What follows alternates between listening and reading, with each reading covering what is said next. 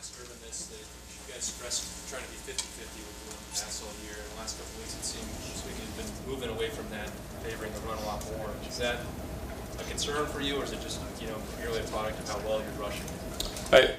I think it's a product of how well we're rushing. It's not a concern. I thought we threw the ball adequately against Indiana. The week prior to that, in some very adverse conditions, we did not.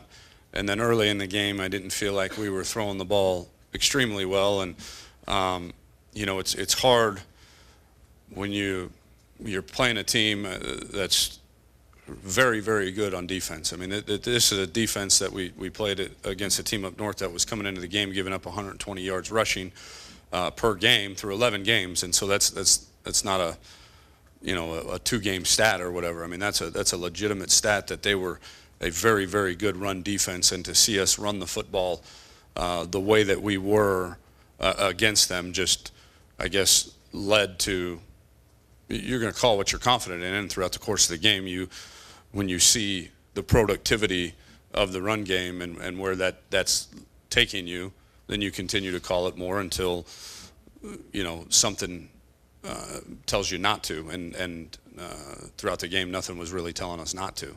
Do you have to fight the urge at all to throw it? You just want to do it? Have you seen 34 and 5 run it? No, it's hard. I mean, I think our staff does a heck of a job. I think our kids buy in. I think the definition, Greg Davis, one of my mentors from when I GA'd at Texas, told me balance is not having the same amount of rushing yards as the same amount of passing yards, or the same amount of rushing plays versus the same amount of passing plays. Balance is being able to win the game either way, dependent on how what the defense is trying to take away. And I think we're a balanced offense right now. And in the case of the game up in Ann Arbor, we were having success running the football, so it would have been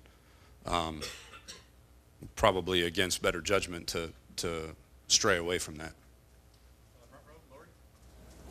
Coach Laurie Schmidt, 97.1 fan. I said 97.1 fan. Michigan State, in 6 of their 8 Big Ten games this year, have not given up a point in the second half. When you've got a team that's making adjustments like that, do you go in with a different game plan for the first and second half? Do you save something, or? I didn't even know that stat existed until you just told me. So, no, you don't. I think you go in. I think Coach Meyer has a great phrase where he says the preparation doesn't stop until the foot hits the ball. And once the foot hits the ball, you're in adjustment mode. And you're constantly adjusting and adapting throughout the course of the game, whether it's the first quarter, the first drive of the second half, the third drive of the fourth quarter. You're constantly adjusting and trying to figure out, where the defense is trying to attack you and how they're trying to attack you. And so, no, I don't think there's anything to be saved for a second half, even if a team like this is having great success defensively in second halves of a game. Yeah. Tom, when you look at Michigan State's defense, though, what sets them apart? Are they just continually gap sound, or do they not get knocked out of their spots? I mean, just talk about what just jumps out at you on video about them. Yeah, I mean, you said it. I mean, they probably the best coach defense will have played in 2 years, including them last year. I think they just they're like fine wine. They get better with age, and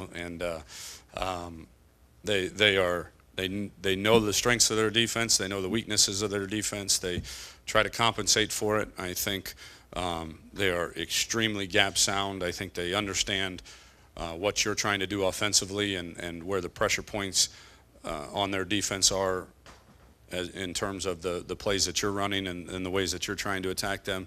And so, and then they mix in a good deal of pressure, about a third of the time on first and second down. You'll see some kind of pressure, especially if you start to get a little momentum. They want to try to keep you off schedule behind the stick, so to speak. And I don't know if there is a first-team All-American on that defense. Maybe there is, and I haven't watched him yet on film enough, but they got 11 guys that know exactly what they're doing, and they do it really, really well, and they tackle well, and they're always in the right spot, and they're just, like you said, they're about as sound a defense as you'll see. And the other thing I want to ask you, I asked Herman about this a minute ago, but when you look at Braxton Miller, what are the qualities you think that set championship quarterbacks apart from run-of-the-mill or average quarterbacks, and do you see those in him? Absolutely. Leadership and competitiveness. I think there's a lot of talented guys that have played that position that have never won a championship.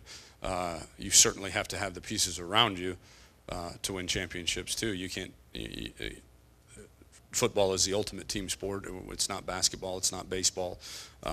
You've got to have the pieces around you that are able to help you win that championship. And once the pieces then are around you, you've got to be extremely, extremely competitive. You've got to make the people around you better, and you've got to demonstrate great leadership qualities. Yes, the answer is yes. I think Braxton has the qualities and traits that it would take to win a championship. Tom, they don't play a lot of that quarter press coverage. Yes. Aren't they essentially kind of just saying, you know what, we're going to find out if your X is better in RO there, and it's going to put a lot of the game plan on your receivers in the throw game this week? Well, I think there's two parts to answer that question. The first one is yes. The press quarters is kind of their trademark, and it allows them to get the two safeties involved in the run game and basically say that you're gonna play 9-on-9 football rather than 11-on-11, and so we have to try to take advantage of that. We have to see it as an advantage for us. If you look at it as a hindrance, then I think you kind of waving the white flag a little bit. I see that as a very positive thing for us, and how improved we've gotten at the wide receiver position. That being said, the second part of that is you can't walk out there and throw 30 streak routes and say, well, they were pressing our guys, and so we're going to throw 30 streak routes to win the game. You got to have other ways to combat that and help your receivers out a little bit, but you certainly have to look at it as an advantage and say, hey, if you think your O is better than our X, we're going to prove you wrong. But at the end of the day, the percentages tell you you can't just make a living doing that either. What's that do in the permanent run game for you too? Does it make it a little bit harder to run out there, or Not necessarily, no. But your O beat their X maybe on the turning point of that game last year. He did. That was good. Yes. Our O didn't beat very many X's last year. But he did that one. Yes, he did. Aside from just the stakes of the game, is this kind of game fun for you as an offensive coordinator to know you're going against a great defense and a guy, your counterpart is considered a great young coach as well? And is that just kind of fun for you? It's miserable. I don't know. Fun. Have you watched that tape? They're really, really good, Bill. No, it is. I say that jokingly. Yes, this is why you coach. These are the games that your competitive nature can come out a little bit and say, I'm going to have my offense, my checkers, or my pieces are going to be more prepared and play harder and longer and with better technique and effort than yours. And at the end of the day, that's there's only a few reasons to live this crazy life that we do. One of them is for the love and betterment of young men and trying to, again, turn boys into men. And then the other one, I say it all the time, bankers don't get to do this. They don't get to go compete in Indianapolis against the #1 defense possibly in America and say, come out hopefully on top and say, my guys did that. And that's fun. It really is. How did Pat Elflein play? How did he grade out? Really good, really good. Pat was a lot better than maybe any of us had expected. Not necessarily because we didn't think that he was capable of it, but maybe because of the stage and the limited amount of reps and preparation that your number 2 offensive line gets. But he did a whale of a job in there. Did a heck of a job. Do you know Pat Narduzzi at all? I've shaken his hand a few times. How much, while you're game planning, are you thinking about what you think he's thinking about trying to defend? Do you try to get in the head of the opposing defensive coordinator? Yeah, I think you do every week. I don't think it's any different this week than any others. I think first you look at the what, and then you say, okay, what are they doing? And then you try to answer the why. Why did they just do that? Why are they playing their end the way that they played their end on that play in this situation? Why did they play that coverage? Why did they blitz then? Why did they blitz this guy then? And so, again, first you got to figure out the what. What are you seeing? What's going on? What's coverage? What's the front? What's the situation in the game? And then figure out as best you can the why. And, we've got great defensive coaches in here. We bounce ideas off them all the time. Hey, why do you think he did this right here where other situations and other formations maybe or other areas on the field he didn't? And then, you try to figure out the why after you figure out the what. And for the Big Ten Conference this week, obviously you guys just played your huge rivalry game. It was a great game. To be going to Indianapolis, primetime game, national title implications in this game, 2 highly ranked teams that didn't lose a game in the conference. I don't know, What's this like for the Big Ten, you think, as a conference to have this game with these 2 teams coming on Saturday? I hope it's pretty good. I think. I never really had given it much thought. We get a bit narrowly focused this time of year. The big picture kind of eludes us at times as coaches. But I think it's great now that you put it that way. I think it's fantastic for the Big Ten to have this showcase, to have 2 top 10 teams, like you said, that are undefeated in conference play, kind of strength against strength a little bit on 2 different sides of the football. I think it'll be a really good showcase for the Big Ten.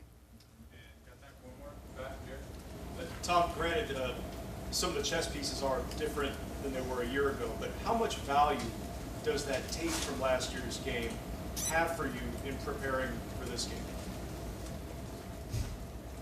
We're different. The numbers on the jersey and the names on the back might be the same at a lot of positions, but we're better. We're better than we were last year, and they are too on defense. Let's not kid ourselves on that either.